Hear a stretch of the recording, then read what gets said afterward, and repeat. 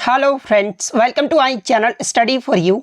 सो guys, जैसा कि आज जो आपका एसएससी सीएचएसएल का 13 मार्च के फर्स्ट शिफ्ट का एग्ज़ाम हो गया है दोस्तों, जिसका जो है मैं आपको बिल्कुल 100% एक्यूरेट आंसर के साथ जो है इस वीडियो में बताऊंगा।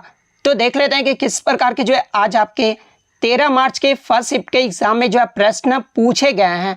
उससे पहले एक बात और दोस्तों, कि जिन्होंने भी अगर चैनल को सब्सक्राइब नहीं किया है तो एसएससी सीएचएसएल एग्ज़ाम से रिलेटेड पल पल की अपडेट के लिए जो है चैनल को सब्सक्राइब ज़रूर कर दीजिएगा। और बगल में ही आपको एक बेल आइकन यानी घंटे का निशान भी दिख रहा होगा, तो आप उसे भी जो है ज़रूर प्रेस कर दीजिएगा। तो चलिए वीडियो को स्टार्ट करते हैं। तो आज का जो आपका पहला क्वेश्चन आया था कि which union territory is located in bay of Bengal, यानी बंगाल की खाड़ी में जो है कौन सा केंद्र शासित प्रदेश स्थित है। तो देखिए, बंगाल की खाड़ी में जो है ये आपका अंडमान और निकोबार द्वीप समूह स्थित है। तो अंडमान और निकोबार द्वीप समूह आपका करेक्ट आंसर होगा। इसके अलावा मैं आपको बता दूं कि अंडमान और निकोबार में आपके जो द्वीप है ना, वो आपके टोटल 572 द्वीप है।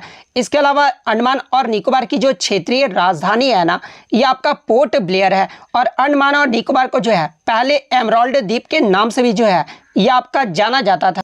इसके अलावा एग्जाम में एक प्रश्न और पूछा जाता है कि अंडमान और निकोबार में एकमात्र सक्रिय ज्वालामुखी कौन सी है। तो ये आपका बैरन द्वीप है। और भारत का जो सबसे छोटा केंद्र शासित प्रदेश है ना, ये आपका लक्षद्वीप है। और ये जो आपका लक्षद्वीप जो केंद्र शासित प्रदेश है, ये आपका अरब सागर में स्थित है। तो ये फैक्ट भी आपको ध्यान में रखना है। नेक्स्ट क्वेश्चन आपका यहाँ पर आता कि CAG यानी भारत के नियंत्रक और महालेखा परीक्षक, ये जो है किस अनुच्छेद के अंतर्गत आते हैं। तो देखिए, मैं आपको बता दूं कि अनुच्छेद 148, ये जो आपका CAG यानी controller and auditor general of India, इनकी जो है नियुक्ति, शपथ और सेवाओं की शर्तों से जो है ये आपका अनुच्छेद 148 संबंधित है। तो अनुच्छेद 148 आपका करेक्ट आंसर होगा।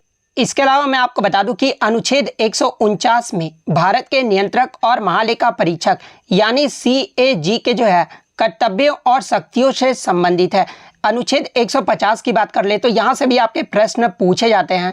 प्रश्न ये पूछा जाता है कि संघ और राज्यों के खाते का जो विवरण है ना, ये कौन रखता है। तो देखिए, संघ और राज्यों के खातों का जो विवरण है ना, ये आपके CAG यानी भारत के नियंत्रक और महालेखा परीक्षक रखते हैं। और ये जो किस अनुच्छेद के अंतर्गत रखते हैं, तो ये आपके अनुच्छेद 150 के अंतर्गत रखते हैं। इसके अलावा अनुच्छेद 151 की बात कर ले तो देखिए, अनुच्छेद 151 में आपका ये कहा गया है कि संघ के खातों से संबंधित CAG की जो रिपोर्ट है ना, ये आपका राष्ट्रपति को जो वो सौंपा जाएगा। तो ये अनुच्छेद भी आपको ध्यान में रखना है। इसके अलावा अनुच्छेद 279 भी जो है ये आपका CAG से संबंधित है, जिसमें शुद्ध आय की जो गणना है ना, ये आपका CAG द्वारा जो ये आपका प्रमाणित किया जाता है। और जिसका जो प्रमाण पत्र होता है ना, वो आपका अंतिम माना जाता है। तो ये आपका अनुच्छेद 279 में कहा गया है। तो ये फैक्ट भी आपको ध्यान में रखना है। नेक्स्ट क्वेश्चन आपका यहाँ पर आता कि वसुराज, ये जो मिसाइल है ना, ये किसके द्वारा लॉन्च किया गया है। तो देखिए, मैं आपको बता दूं कि हाल ही में DRDO के द्वारा जो है उड़ीसा के चांदीपुर से जो है वसुराज मिसाइल का जो है सफल परीक्षण किया गया है। तो DRDO आपका यहाँ पे करेक्ट आंसर होगा। नेक्स्ट क्वेश्चन आपका यहाँ पर आता कि किस केंद्रीय मंत्रालय या फिर मंत्रालय ने जो है जलदूत ऐप को जो है वो विकसित किया है। तो देखिए, मैं आपको बता दूं कि पूरे भारत देश में एक गांव में चयनित कुओं के जल स्तर को पकड़ने के लिए जो है जलदूत ऐप जो है ना, ये आपका ग्रामीण विकास मंत्रालय यानी मिनिस्ट्री ऑफ रूरल डेवलपमेंट और पंचायती राज मंत्रालय के द्वारा संयुक्त रूप से जो है जलदूत ऐप को जो विकसित किया गया है। तो आपके ऑप्शन में जो है ग्रामीण विकास मंत्रालय यानी मिनिस्ट्री ऑफ रूरल डेवलपमेंट दिया गया था। तो मिनिस्ट्री ऑफ रूरल डेवलपमेंट आपका करेक्ट आंसर होगा। नेक्स्ट क्वेश्चन आपका यहाँ पर आता कि 2014 में भारत रत्न जो है ये किस खिलाड़ी को मिला था। तो देखिए, मैं आपको बता दूं कि सचिन तेंदुलकर भारत रत्न पाने वाले जो है ये प्रथम खिलाड़ी है। यहाँ पर खिलाड़ी की बात हो रही है, ठीक है, तो ये आप ध्यान में रखिएगा। तो देखिए, सचिन तेंदुलकर को जो है 2014 में भारत रत्न से जो है वो सम्मानित किया गया था। तो सचिन तेंदुलकर आपका यहाँ पे करेक्ट आंसर होगा। इसके अलावा मैं आपको बता दूं कि सचिन तेंदुलकर जो है भारत रत्न पुरस्कार पाने वाले ये जो है सबसे कम उम्र के भी जो है वो आपके व्यक्ति हैं। इसके अलावा अगर बात कर ले भारत रत्न के बारे में तो देखिए, ये जो आपका भारत रत्न है ना, ये भारत का सर्वोच्च नागरिक पुरस्कार है। और इसकी जो शुरुआत है ना, ये आपका 1954 से जो है इसकी शुरुआत की गई थी। और देखिए, इसके जो पहले प्राप्तकर्ता की बात कर ले तो देखिए 1954 में जो है भारत रत्न जो है वो आपका 3 व्यक्तियों को दिया गया था और वो 3 व्यक्ति का नाम आपको भी जो है ध्यान में रखना है। जैसे कि भारत के डोमिनियन के अंतिम गवर्नर जनरल ये जो है सी राजगोपालचारी को जो है पहले जो है ये आपके भारत रत्न प्राप्त करता थे। इसके अलावा भारत के राष्ट्रपति यानी भारत के राष्ट्रपति और प्रथम उपराष्ट्रपति सर्वपल्ली राधाकृष्णन को भी जो है 1954 में दिया गया था और नोबेल पुरस्कार विजेता भौतिक विज्ञानी सीवी रमन को भी जो है ये आपका 1954 में ये जो आपका दिया गया था। इसके अलावा एग्जाम में एक प्रश्न और बनता है कि 1954 में जो है भारत रत्न कितने व्यक्तियों को दिया गया था, तो ये 3 व्यक्तियों को दिया गया था, तो इनका नाम भी जो आप ध्यान में रखिएगा। नेक्स्ट क्वेश्चन आपका यहाँ पर आता है कि कौन सा जलडमरू मध्य जो है आर्कटिक महासागर को प्रशांत महासागर से जो है ये आपका जोड़ता है। तो देखिए मैं आपको बता दूं कि आर्कटिक महासागर को प्रशांत महासागर से जो है ये आपका बेरिंग जलडमरू मध्य जो वो जोड़ता है, तो बेरिंग जलडमरू मध्य आपका करेक्ट आंसर होगा। इसके अलावा मैं आपको बता दूं कि ये जो आपका बेरिंग जलडमरू मध्य यानी जो आपका बेरिंग जो जल संधि है ना, ये अमेरिका के अलास्का को रूस के साइबेरिया से जो है ये अलग करता है, तो ये फैक्ट भी आप ध्यान में रखिएगा। इसके अलावा बात कर ले जिब्राल्टर जलडमरू मध्य के बारे में, तो देखिए ये जो आपका जिब्राल्टर जलडमरू मध्य है ना, ये अटलांटिक महासागर को भूमध्य सागर से जोड़ता है। सुंडा जलडमरू मध्य की बात कर ले तो ये आपका जावा सागर को जो है हिंद महासागर से जोड़ता है, तो ये फैक्ट भी आपको ध्यान में रखना है। नेक्स्ट क्वेश्चन आपका यहाँ पर आता है कि कलिंग ये जो किस राज्य का प्राचीन नाम था, तो देखिए कलिंग जो था ना ये आपका उड़ीसा का प्राचीन नाम था, तो उड़ीसा आपका यहाँ पे करेक्ट आंसर होगा। इसके अलावा कलिंग के युद्ध की बात कर ले तो देखिए कलिंग का जो युद्ध है ना ये आपका मौर्य सम्राट अशोक और कलिंग के राजा अनंत पद्मनाभ अभन के बीच जो है ये आपका 261 ईसा पूर्व में जो है कलिंग का युद्ध लड़ा गया था, जिसमें मौर्य सम्राट अशोक जो है वो आपके विजयी रहे थे, तो ये फैक्ट भी आप ध्यान में रखिएगा। इसके अलावा एग्जाम में एक प्रश्न और पूछा जाता है कि अशोक के कौन से अभिलेख में जो है कलिंग के युद्ध का जो है वर्णन किया गया है, तो देखिए अशोक के 13वां जो अभिलेख था ना उसमें जो है कलिंग युद्ध का जो है वो आपका वर्णन किया गया है।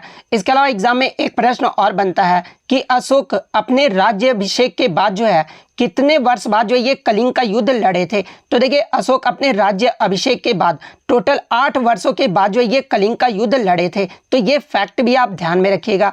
नेक्स्ट क्वेश्चन आपका यहाँ पर आता है कि रणजी ट्रॉफी 2021-22 ये जो है किस टीम ने जीता है, तो देखिए रणजी ट्रॉफी 2021-22 की बात कर ले तो ये आपका 87वां जो वो सत्र था और इसका जो विजेता टीम रहा था वो आपका मध्य प्रदेश ने फाइनल में जो है मुंबई को हराकर जो है ये पहली बार रणजी ट्रॉफी का जो खिताब है वो जीत लिया है, तो मध्य प्रदेश आपका करेक्ट आंसर होगा। और देखिए ये जो आपका रणजी ट्रॉफी है ना ये आपका क्रिकेट खेल से संबंधित है यानी क्रिकेट के कप से संबंधित है और इसमें 2021-22 में जो है आपके जो प्लेयर ऑफ द सीरीज रहे थे ना ये आपके मुंबई टीम के प्लेयर सरफराज खान जो है प्लेयर ऑफ द सीरीज रहे थे, जो कि इस टूर्नामेंट में सबसे ज़्यादा जो रन है वो मारे थे, जो कि 982 रन जो है पूरे टूर्नामेंट में जो है वो मारे थे। और सबसे ज़्यादा जो विकेट है ना ये मुंबई के प्लेयर शम्स मुलानी ने जो है टोटल टूर्नामेंट में जो है वो 45 विकेट लिया था। इसके अलावा 2022-23 का जो 88वां जो सत्र हुआ है ना रणजी ट्रॉफी का, उसका जो विजेता टीम रहा है उसमें फाइनल में सौराष्ट्र ने जो है बंगाल को 9 विकेट से हराकर दूसरी बार जो है सौराष्ट्र ने जो है ये रणजी ट्रॉफी का खिताब जीत लिया है। पहली बार सौराष्ट्र ने जो है 2019 में रणजी ट्रॉफी का खिताब जीता था, तो ये फैक्ट भी आपको ध्यान में रखना है। इसके अलावा एग्जाम में एक प्रश्न और पूछा जाता है कि रणजी ट्रॉफी का जो सबसे ज़्यादा खिताब है ना ये किस टीम ने जीता है, तो देखिए रणजी ट्रॉफी का सबसे ज़्यादा जो खिताब है ये मुंबई के पास है, जो कि 41 बार जो है ये रणजी ट्रॉफी का खिताब जो वो जीत चुका है। इसके अलावा बात कर ले इसका जो पहला संस्करण है यानी रणजी ट्रॉफी की शुरुआत कब हुई थी, तो ये आपका 1934 में जो है रणजी ट्रॉफी का जो वो शुरुआत किया गया था और सबसे ज़्यादा जो रन है ना रणजी ट्रॉफी में ओवरऑल अभी तक जो है ये आपके वसीम जाफर ने मारा है, तो ये फैक्ट भी आपको ध्यान में रखना है। नेक्स्ट क्वेश्चन आपका यहाँ पर आया था कि CWG यानी जो आपका कॉमनवेल्थ गेम्स यानी जो आपका राष्ट्रमंडल खेल 2022 जो है ये कहाँ पर आयोजित किया गया था, तो देखिए कॉमनवेल्थ गेम्स 2022 का जो है ये आपका 22वां संस्करण था जो कि आपका बर्मिंघम इंग्लैंड में आयोजित किया गया था। तो बर्मिंघम आपका यहाँ पे करेक्ट आंसर होगा। इसके अलावा बात कर ले कॉमनवेल्थ गेम्स 2022 के बारे में, तो देखिए इसका जो मोटो रहा था ना वह का sport is just the beginning, ये जो आपका मोटो रहा था। और इसमें जो कितने राष्ट्र ने जो है भाग लिया था, तो देखिए इसमें जो आपके 72 राष्ट्र ने जो है वो आपके भाग लिए थे और टोटल 5054 एथलीट जो वो भाग लिए थे। इसके अलावा बात कर ले 2022 के राष्ट्रमंडल खेल में आपके जो कितने इवेंट्स हुए थे, तो देखिए इसमें जो आपके टोटल 280 इवेंट्स करवाए गए थे और कितने खेल हुए थे, तो ये आपके 20 खेल जो वो खेले गए थे। तो ये फैक्ट भी आपको ध्यान में रखना है। इसके अलावा पदक तालिका की बात कर ले तो देखिए 2022 में जो पहले पायदान पे आपका रहा है कॉमनवेल्थ गेम्स में वो आपका ऑस्ट्रेलिया देश रहा है। ऑस्ट्रेलिया ने जो टोटल 178 पदक जीते हैं। सेकंड स्थान पे जो आपका इंग्लैंड देश रहा है और थर्ड स्थान पे आपका कनाडा देश रहा है। वहीं अगर भारत के पायदान की बात कर ले तो देखिए कॉमनवेल्थ गेम्स में भारत ने जो टोटल 61 पदक जीते हैं, जिसमें 22 गोल्ड, 16 सिल्वर और 23 जो था वो आपका ब्रॉन्ज मेडल था। तो ये फैक्ट भी आपको ध्यान में रखना है। इसके अलावा बात कर ले 2018 का जो राष्ट्रमंडल खेल हुआ था, यानी जो आपका 21वां जो संस्करण हुआ था ना, ये आपका 2018 में आयोजित किया गया था, जो कि आपका गोल्ड कोस्ट ऑस्ट्रेलिया में आयोजित किया गया था। और ये बात कर ले पहला जो राष्ट्रमंडल खेल है ये कब हुआ था और कहां पर हुआ था, तो देखिए पहला जो राष्ट्रमंडल खेल है ना ये आपका 1930 में कनाडा के हैमिल्टन शहर में जो है ये आपका आयोजित किया गया था। इसके अलावा एग्जाम में एक प्रश्न और बनता है कि भारत में कितनी बार जो है अब तक राष्ट्रमंडल खेलों का जो आयोजन है वो किया गया है, तो देखिए भारत में अब तक जो है एक बार जो है आपका राष्ट्रमंडल खेलों का आयोजन किया गया है। और कब किया गया था, तो ये आपका वर्ष 2010 में दिल्ली में जो है ये आपका आयोजित किया गया था। तो ये फैक्ट भी आपको ध्यान में रखना है। नेक्स्ट क्वेश्चन आपका यहाँ पर आता है कि सोडियम का जो है परमाणु द्रव्यमान यानी एटॉमिक मास जो है वो पूछा गया था। तो देखिए सोडियम का जो एटॉमिक मास होता है ना वो आपका 23 ग्राम पर मोल होता है। तो 23 ग्राम पर मोल आपका करेक्ट आंसर होगा। वहीं अगर सोडियम के सिंबल की बात कर ले तो देखिए सोडियम का जो सिंबल होता है ना वो आपका Na होता है। और इसके एटॉमिक नंबर यानी परमाणु संख्या की बात कर ले तो देखिए सोडियम का जो परमाणु संख्या होता है ना वो आपका 11 होता है। और सोडियम जो है किस प्रकार का मेटल है, तो ये आपका अल्कली मेटल है यानी क्षार धातु है। तो ये फैक्ट भी आपको ध्यान में रखना है। नेक्स्ट क्वेश्चन आपका यहाँ पर आता है कि how many people attend the first session of the Indian national Congress, यानी भारतीय राष्ट्रीय कांग्रेस का जो प्रथम अधिवेशन हुआ था ना जो कि आपका 1885 में हुआ था, इसमें जो है कितने लोगों ने जो वो भाग लिया था। तो देखिए अगर भारतीय राष्ट्रीय कांग्रेस की बात कर ले तो देखिए भारतीय राष्ट्रीय कांग्रेस की जो स्थापना है ना ये 28 दिसंबर 1885 को बम्बई के गोकुलदास तेजपाल संस्कृत महाविद्यालय में जो है टोटल आपका 72 प्रतिनिधियों के उपस्थिति के साथ जो है वो आपका हुआ था। तो 72 प्रतिनिधि आपका यहाँ पे करेक्ट आंसर होगा। इसके अलावा बात कर ले आईएनसी के जो संस्थापक यानी महासचिव जनरल सेक्रेटरी कौन थे, तो देखिए जो आपका भारतीय राष्ट्रीय कांग्रेस के जो आपके संस्थापक थे ना ये आपके A.O. ह्यूम थे। और इसके जो पहले अधिवेशन की अध्यक्षता जो ये किसने की थी, तो देखिए इसके जो पहले अध्यक्ष जो नियुक्त किए गए थे ना ये व्योमेश चंद्र बनर्जी को नियुक्त किया गया था। तो ये फैक्ट भी आपको ध्यान में रखना है। और पहला अधिवेशन कहाँ पर हुआ था, तो ये आपका जो है कलकत्ता में जो आपका अधिवेशन जो वो किया गया था। सॉरी यहाँ पे माफ़ कीजिएगा कि जो पहला अधिवेशन है ना ये आपका बम्बई में आयोजित किया गया था, लेकिन जो ये आपके व्योमेश चंद्र बनर्जी थे ना ये कलकत्ता से थे। तो ये फैक्ट आप ध्यान में रखिएगा। इसके अलावा एग्जाम में एक प्रश्न और पूछा जाता है कि भारतीय राष्ट्रीय कांग्रेस की स्थापना के समय भारत का जो गवर्नर जनरल था ना ये कौन था। तो देखिए भारतीय राष्ट्रीय कांग्रेस की जो अब स्थापना की गई थी उस समय भारत का जो गवर्नर जनरल था ना ये आपका लॉर्ड डफरिन था, जो कि 1884 से 1888 तक जो है ये भारत का गवर्नर जनरल रहा था। तो लॉर्ड डफरिन ये नाम भी आपको ध्यान में रखना है। नेक्स्ट क्वेश्चन आपका यहाँ पर था कि which is the floating lake in India, यानी भारत की जो है एकमात्र तैरता हुआ झील जो है ये कौन सा है। तो देखिए भारत का जो तैरता हुआ झील है ना ये आपका लोकटक झील है, जो कि आपका मणिपुर के बिशुनपुर जिले में स्थित है। तो लोकटक झील आपका यहाँ पे करेक्ट आंसर होगा।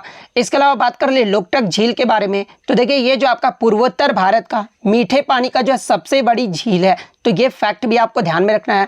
अगर एग्जाम में पूछा जाए कि पूर्वोत्तर भारत का मीठे पानी की सबसे बड़ी झील कौन सी है, तो ये आपका लोकटक झील है। इसके अलावा एग्जाम में अगर पूछा जाए कि भारत के मीठे पानी की सबसे बड़ी झील, यहाँ पर पूर्वोत्तर ना देकर भारत के मीठे पानी की सबसे बड़ी झील अगर पूछा जाए तो ये आपका उलर झील है, जो कि आपका जम्मू कश्मीर में स्थित है। तो ये फैक्ट भी आपको ध्यान में रखना है। नेक्स्ट क्वेश्चन आपका यहाँ पर आता है कि दिल्ली में हुमायूं का जो मकबरा है ना, ये किसने बनवाया था? तो देखिए, दिल्ली में हुमायूं का जो मकबरा है ना, ये हुमायूं की विधवा बेगम हमीदा बानो बेगम के द्वारा जो वो आपका बनवाया गया था। तो हमीदा बानो बेगम आपका यहाँ पे करेक्ट आंसर होगा। और इनकी जो मृत्यु के बाद 14 साल बाद जो है 1569-70 में जो है 1.5 मिलियन रुपए के लागत से जो है हुमायूं का मकबरा जो वो आपका बनवाया गया था। तो ये फैक्ट भी आपको ध्यान में रखना है। और हुमायूं के मकबरे के वास्तुकार एग्जाम में पूछा जाता है। तो देखिए, इसके जो वास्तुकार थे ना, ये आपके मिराक मिर्जा खियाद थे। तो इनका नाम भी आप ध्यान में रखिएगा। नेक्स्ट क्वेश्चन आपका यहाँ पर था कि how many holes are there in a shehnai, यानी शहनाई में जो है ये आपके कितने छेद होते हैं? तो देखिए, शहनाई की बात कर ले तो इसमें जो आपका 6 से 8 छेद होते हैं। तो 6 से 8 आपका यहाँ पे करेक्ट आंसर होगा। इसके अलावा मैं आपको बता दूं कि उस्ताद बिस्मिल्लाह खान को जो है शहनाई वाद्य यंत्र को लोकप्रिय बनाने का जो वो श्रेय दिया जाता है। तो अगर एग्जाम में पूछा जाए कि उस्ताद बिस्मिल्लाह खान ये जो है किस वाद्य यंत्र से संबंधित है, तो ये आपके शहनाई वाद्य यंत्र से जो है आपके संबंधित है। नेक्स्ट क्वेश्चन आपका यहाँ पर आता है कि who has one 2022 FIH mains goalkeeper of the year, यानी FIH 2022 का मेंस यानी पुरुष में जो है गोलकीपर ऑफ द ईयर ये जो है किसे चुना गया है? तो देखिए, 2022 की बात कर ले तो ये आपके PR श्रीजेश को जो है mains goalkeeper of the year का जो अवार्ड है वो दिया गया है। तो PR श्रीजेश आपका करेक्ट आंसर होगा। वहीं अगर महिला की बात कर ले तो महिला में जो ये आपका सविता पूनिया को दिया गया है। तो ये फैक्ट भी आपको ध्यान में रखना है। नेक्स्ट क्वेश्चन आपका यहाँ पर आता है कि best actor film fair awards 2022, यानी 2022 में जो है सर्वश्रेष्ठ अभिनेता का जो अवार्ड है ना, ये किसे मिला है? तो देखिए, मैं आपको बता दूं कि 67वें जो फिल्म फेयर अवार्ड्स 2022 में जो कि आपका मुंबई में आयोजित किया गया था, और इसमें जो बेस्ट एक्टर का जो अवार्ड है ना, ये रणवीर सिंह को दिया गया है। तो रणवीर सिंह आपका यहाँ पे करेक्ट आंसर होगा। वहीं अगर बेस्ट एक्ट्रेस की बात कर ले तो देखिए, बेस्ट एक्ट्रेस का जो अवार्ड है ना, ये आपका कृति सैनन को जो वो आपका दिया गया है। इसके अलावा बात कर ले बेस्ट मूवी का जो अवार्ड है ये किसे दिया गया है? तो देखिए, बेस्ट फिल्म का जो अवार्ड है ना, ये आपका शेरशाह मूवी को दिया गया है। इसके अलावा बात कर ले बेस्ट डायरेक्टर का अवार्ड ये जो है किसे दिया गया है? तो देखिए, बेस्ट डायरेक्टर का जो अवार्ड है ना, ये आपके शेरशाह मूवी के लिए विष्णुवर्धन को जो वो आपका दिया गया है। तो इनका नाम भी जो आपको ध्यान में रखना है। नेक्स्ट क्वेश्चन आपका यहाँ पर आता है कि search unemployment in which a person is removed from his job is known as which unemployment, यानी बेरोजगारी की खोज जिसमें एक व्यक्ति को जो है उसकी नौकरी से निकाल दिया जाता है, उस प्रकार के बेरोजगारी को जो है किस रूप में जाना जाता है? तो देखिए, ऐसी बेरोजगारी जिसमें एक व्यक्ति को जो है उसकी नौकरी से जो वो निकाल दिया जाता है, ऐसी बेरोजगारी को जो है आपका स्ट्रक्चरल अनएम्प्लॉयमेंट यानी संरचनात्मक बेरोजगारी जो है वो कहा जाता है। तो संरचनात्मक बेरोजगारी आपका यहाँ पे करेक्ट आंसर होगा। नेक्स्ट क्वेश्चन आपका यहाँ पर था कि what is the shortcut key to view font dialog box in MS word, यानी MS वर्ड में जो है फॉन्ट डायलॉग बॉक्स खोलने के लिए जो है शॉर्टकट कुंजी पूछा गया था। तो देखिए, MS वर्ड में आपका फॉन्ट डायलॉग खोलने के लिए जो है आपका जो शॉर्टकट की होता है ना, वो आपका Ctrl+D होता है। तो Ctrl+D आपका करेक्ट आंसर होगा। नेक्स्ट क्वेश्चन आपका यहाँ पर आता है कि सितंबर 2022 तक इनमें से कौन सा जो है राजनीतिक दल राष्ट्रीय दल नहीं है? तो देखिए, मैं आपको बता दूं कि सितंबर 2021 की बात कर ले या फिर वर्तमान में भारत में जो है आपके 8 राष्ट्रीय जो है वो आपके राजनीतिक दल हैं। और 8 राष्ट्रीय राजनीतिक दल कौन कौन से हैं? तो पहला जो आपका भारतीय जनता पार्टी है, सेकंड आपका भारत का जो है कम्युनिस्ट पार्टी है, थर्ड आपका मार्क्सवाद वाला जो कम्युनिस्ट पार्टी ऑफ इंडिया है, फोर्थ आपका इंडियन नेशनल कांग्रेस यानी भारतीय राष्ट्रीय कांग्रेस है, फिफ्थ आपका नेशनलिस्ट कांग्रेस पार्टी यानी राष्ट्रवाद कांग्रेस पार्टी है, सिक्स्थ आपका नेशनल पीपल्स पार्टी है, सेवन आपका all India Trinamool Congress party है, एट्थ आपका बहुजन समाज पार्टी है। तो इनमें से आपका 3 तो ऑप्शन में दिया गया था। इसके अलावा जो आपका चौथा ऑप्शन दिया गया था ना, वो आपका करेक्ट आंसर होगा।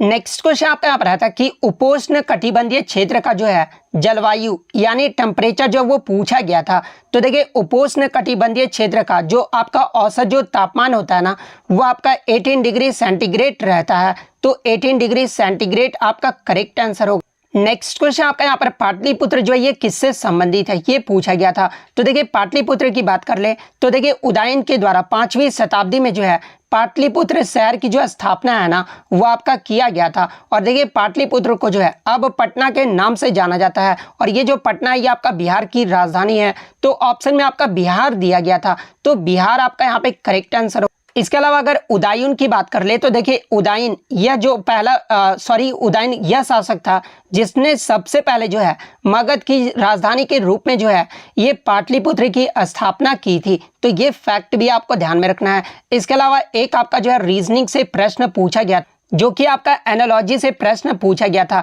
अगर कुर्सी का जो संबंध है ना वो आपका मेज से है, तो इसके अलावा जो आपका पूछा गया था कुर्सी का जो संबंध है वो आपका मेज से है, तो रबड़ का जो संबंध होगा ना वो किससे होगा। तो देखिए रबड़ का जो संबंध है ना वो आपका पेंसिल से होगा, तो पेंसिल जो आपका यहाँ पे करेक्ट आंसर होगा। इसके अलावा अगर इंग्लिश की बात कर ले तो इंग्लिश में जो आपका एक आइटम आपसे पूछा गया था कि वाटर अंडर द ब्रिज, ये जो आपका आइटम जो वो पूछा गया था। इसके अलावा इनक्रेडिबल का जो है एंटोनिम पूछा गया था। तो ये सारे प्रश्न जो है आज मुझे बच्चों के द्वारा मिले हैं जो कि 100% रियल और ऑथेंटिक है। तो अगर वीडियो अच्छी लगी हो तो वीडियो को जो है लाइक ज़रूर कर दीजिएगा और इसी तरह एसएससी के किसी भी एग्जाम का रियल एनालिसिस पाने के लिए जो है चैनल को सब्सक्राइब जरूर कर दीजिएगा। तो मिलते हैं नेक्स्ट वीडियो में, तब तक thank you, all the best.